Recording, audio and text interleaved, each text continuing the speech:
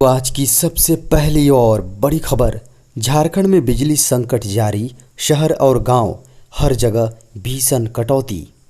देश में कोयले की कमी से बिजली उत्पादन में कमी के कारण झारखंड में बिजली संकट जारी है। झारखंड के गांव से लेकर शहर तक बिजली की कमी से लोग परेशान हैं।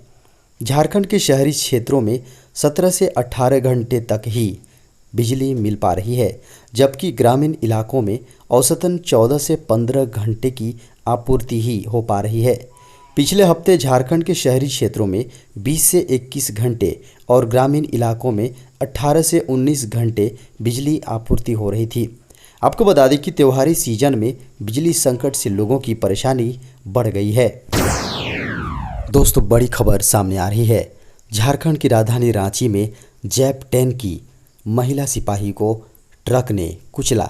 दोस्तों, झारखंड की राजधानी रांची में एक अनियंत्रित ट्रक ने महिला आरक्षी को रौंद दिया, जिससे महिला सिपाही की मौके पर ही मौत हो गई। खबरों के अनुसार खेलगांव थाना क्षेत्र स्थित खेलगांव चौक के समीप जैप 10 की महिला सिपाही ड्यूटी कर अपने घर लौट रही थी। इसी दौरान रास्ते में एक अनियंत्रित ट्रक ने उन्हें कुचल डाला, जिससे उनकी मौके पर ही मौत हो गई। दोस्तों, बड़ी खबर सामने आ रही है। पूजा पंडालों में बनेंगे ग्रीन राशन कार्ड। झारखंड की राजधानी के पूजा पंडालों में गरीबों के लिए ग्रीन राशन कार्ड भी बनाया जाएगा। इस संबंध में जिला आपूर्ति पदाधिकारी डीसी छवि रंजन ने निर्देश जारी किया है, जिसके तहत हरा राशन कार्ड बनाने का आवेदन प्राप्त करने के लिए पूजा पंडालों में कैंप लगाए जाएंगे। झारखंड राज्य खाद्य सुरक्षा योजना के तहत ग्रीन राशन कार्ड बनाने की समीक्षा करते हुए उन्होंने संतोष जाहिर की। योजना के तहत लक्ष्य को जिला में ससमय प्राप्त किया गया। सोना सोबरम साड़ी धोती लुंगी योजना की समीक्षा करते हुए उन्होंने उक्त बातें कही। झारखंड में 31 अक्टूबर तक मनरेगा के तहत होगी बम्पर भर्ती। झारखंड में मनरेगा के खाली पदों की बहाली की प्रक्रिया जल्द ही पूरी की जाएगी। मनरेगा के तहत जिला स्तर पर बहाली की प्रक्रिया पूरी करने का निर्देश ग्रामीण विकास विभाग के स्तर से जिलों को दिया जा चुका है। ग्रामीण विकास विभाग ने 31 अक्टूबर तक मनरेगा के लगभग 1100 खाली पदों को भरने का लक्ष्य निर्धारित किया है। वहीं राज्य स्तरीय पदों की बहाली की प्रक्रिया मुख्यालय स्तर पर पूरी की जाएगी। जिन पदों की बहाली होनी है उनमें ओएसडी, कार्यपालक अभियंता, सहायक अभियंता और कनीय अभियंता, कंप्यूटर ऑपरेटर, रोजगार सेवक और प्रखंड कार्यक्रम पदाधिकारी प्रमुख हैं। झारखंड में जेएसएलपीएस में 400 से ज़्यादा पदों पर होगी भर्ती। Jharkhand state livelihood promotion society यानी जेएसएलपीएस रांची में 440 खाली पदों पर भर्ती होगी। इसके लिए योग्य एवं इच्छुक अभ्यर्थी 24 अक्टूबर तक ऑनलाइन आवेदन दे सकते हैं। ग्रामीण विकास विभाग अंतर्गत विभिन्न परियोजनाओं के लिए नियुक्ति की जानी है। विभाग ने उड़ान, जोहार, लिफ्ट इरिगेशन, केएमसी, एसवीईपी, श्रम सम्मान, डीयूएनयूएलएम इत्यादि योजनाओं के सफल क्रियान्वयन के लिए संविदा पर विभिन्न प्रशासनिक तकनीकी पदों पर बहाली करने का निर्णय लिया है। यह नियुक्ति independent HR agency SIDS private limited के जरिए होगा। झारखंड की राजधानी रांची में मिले कोरोना के 6 पॉजिटिव मरीज। पूरे झारखंड में 20 मरीज कोरोना वायरस के मामले में लगातार गिरावट दर्ज की जा रही है। हेल्थ डिपार्टमेंट के आंकड़ों के अनुसार झारखंड की राजधानी रांची से मिले 6 पॉजिटिव मामले। पूरे झारखंड में 20 मामले हैं। इसके साथ ही झारखंड में कुल 3,48,334 पॉजिटिव मामले और 112 सक्रिय मामले, साथ ही 3,43,087 ठीक हुए हैं और 5,135 मौतें हुई हैं। कोरोना संकट के बीच पूरे देश में टीकाकरण पर विशेष जोर दिया जा रहा है। साथ ही कोशिश की जा रही है कि समय रहते देश के अधिकतर लोगों को टीका लगा दिए जाएं। झारखंड में एसटी/एससी के सरकारी कर्मियों को प्रमोशन में आरक्षण देने के लिए कर्नाटक मॉडल का अध्ययन किया जा रहा है। दरअसल पूरे देश भर में अभी कर्नाटक ही एक ऐसा राज्य है जहां अनुसूचित जाति, अनुसूचित जनजाति के प्रमोशन पर आरक्षण के लिए नए सिरे से नियम बना दिए गए हैं और इसे सुप्रीम कोर्ट से भी सहमति मिल गई है।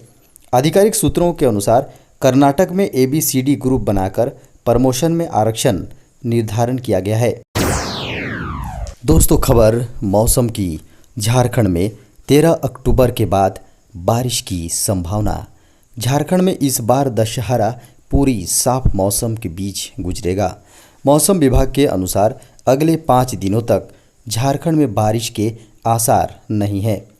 मौसम विज्ञान केंद्र के अनुसार फिलहाल अभी एक लो प्रेशर एरिया बनता हुआ दिख रहा है जो साउथ उड़ीसा और नॉर्थ आंध्र प्रदेश के बीच बनेगा।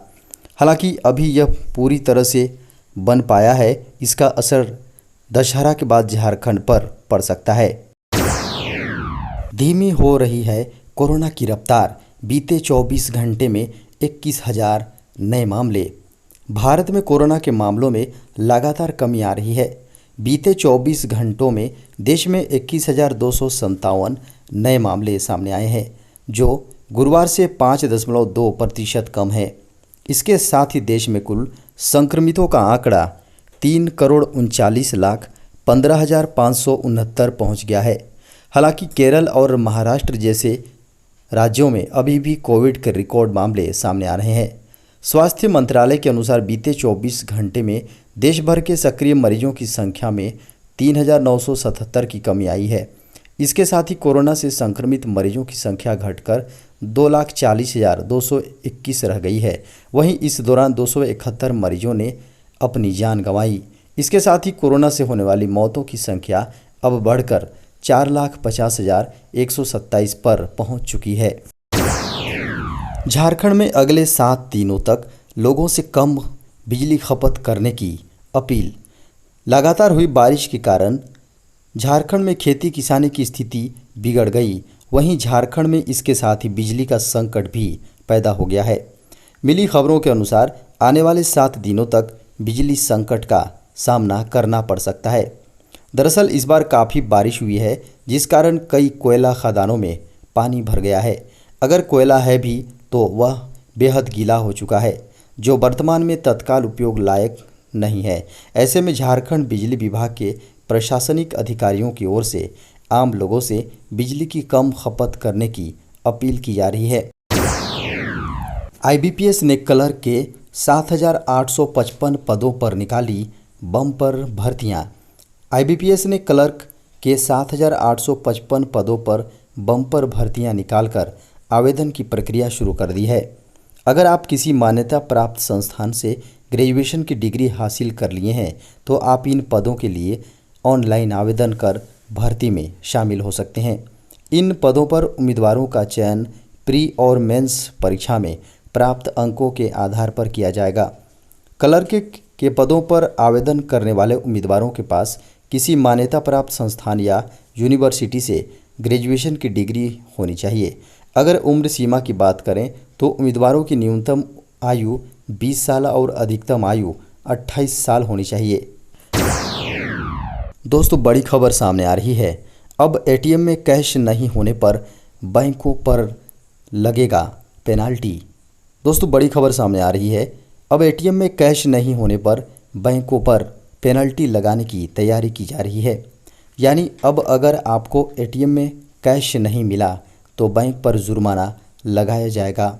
रिजर्व बैंक ATM में समय से कैश नहीं डालने पर बैंकों पर 10,000 रुपये तक का जुर्माना लगाने पर विचार कर रहा है। हालांकि इस पर फैसला बैंकों से मिली प्रतिक्रिया के बाद लिया जाएगा। भारतीय रिजर्व बैंक के डिप्टी गवर्नर T रविशंकर के मुताबिक ATM में समय से कैश नहीं भरने पर बैंकों पर जुर्माना लगाया जाएगा। अगस्त में ही रिजर्व बैंक ऑफ इंडिया ने कहा था कि ATM में समय पर कैश नहीं भरने पर बैंकों को दंडित किया जाएगा। RBI ने कहा था कि अगर किसी ATM महीने में 10 घंटे से अधिक देर तक कैश नहीं रहता है तो बैंकों पर प्रति ATM 10,000 रुपये तक का जुर्माना लगाया जाएगा। सुप्रीम कोर्ट ने कहा, गरीब छात्रों को मुफ्त गैजेट देना सरकार की जिम्मेदारी। सुप्रीम कोर्ट ने कोविड महामारी के दौरान ऑनलाइन शिक्षा नहीं मिलने के कारण आर्थिक रूप से कमजोर वर्ग, ईडब्ल्यूएस और वंचित समूहों डीजी के बच्चों की स्थिति पर गंभीर चिंता जाहिर की है। कोर्ट ने शुक्रवार को कहा कि शिक्षा के अधिकार को वास्तविकता बनाने के लिए केंद्र और राज्यों को यथार्थवादी और अस्थायी योजना बनानी होगी। सुप्रीम कोर्ट ने दिल्ली सरकार से एक योजना बनाने को भी कहा जिसे आरटीई अधिनियम के प्रभावी कार्यान्वयन के लिए अदालत के सामने रखा जाएगा। उसने कहा कि देना सरकार की जिम्मेदारी है। महामारी के दौरान ऑनलाइन क्लासेज कंडक्ट की गईं। आवश्यक गैजेट न होने से गरीब छात्र इन्हें नहीं कर पाए। इसी को देखते हुए सुप्रीम कोर्ट ने यह बात कही। इंडियन रेलवे ने जारी किया मिले सुर मेरा तुम्हारा का नया वर्जन। भारतीय रेलवे ने, जी हां, रेलवे मंत्रालय ने बीते शुक्रवार को इस मौके पर मशहूर गीत मिले सुर मेरा तुम्हारा का नया वर्जन जारी किया है। रेलवे ने इसका एक वीडियो ट्विटर पर शेयर किया है जिसे अब तक 26,000 से अधिक बार देखा जा चुका है। ये नया वर्जन रेलवे कर्मचारियों और अधिकारियों ने तैयार किया है। आपको बता दें कि इस गीत को 1988 में स्वतंत्रता दिवस पर पहली बार टेलीकास्ट किया गया था। इस ट्रैक का उद्देश्य राष्ट्रीय एकता और विविधता में एकता के विचार को बढ़ावा देना था। इसमें उस समय के प्रमुख भारतीय अभिनेता, खिलाड़ी और संगीतकार शामिल थे। रेलवे कर्मचारियों द्वारा गाए गए इस नए वर्जन में पीवी सिंधु सहित कई बड़े खिलाड़ी और टोक्यो ओलंपिक पदक विजेता शामिल हैं। त्योहारों के दौरान कोविड-19 संक्रमण को रोकने के लिए केंद्र सरकार की नई गाइडलाइन। केंद्रीय स्वास्थ्य मंत्रालय ने राज्यों और केंद्र शासित प्रदेशों को दिशा निर्देश जारी किया है। नई गाइडलाइंस के अनुसार कंटेनमेंट जोन के रूप में पहचाने गए क्षेत्रों और 5% से अधिक मामलों की रिपोर्ट करने वाले जिलों में कोई सामूहिक सभा नहीं होगी। वहीं 5% और उससे कम संक्रमण दर वाले जिलों में पूर्व अनुमति और सीमित लोगों के साथ सभा की अनुमति दी जाएगी। स्वास्थ्य मंत्रालय ने कहा है कि राज्यों में साप्ताहिक मामले की संक्रमण दर के आधार पर छूट और प्रतिबंध लगाए जाएंगे।